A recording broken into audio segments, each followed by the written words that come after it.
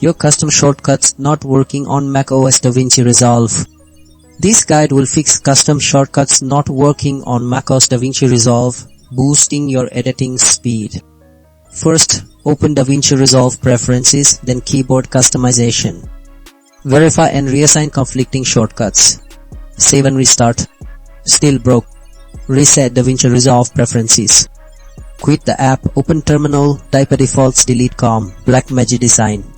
DaVinci Resolve, then enter. Restart DaVinci Resolve and test. Unresponsive? Check macOS system permissions. Open system settings, privacy and security accessibility. Ensure DaVinci Resolve is enabled has full disk access. Restart DaVinci Resolve. Finally, if shortcuts glitch, update your app and OS. Install latest DaVinci Resolve and macOS updates. Restart your Mac. Open DaVinci Resolve, verify full shortcut functionality. One of these methods restores your workflow.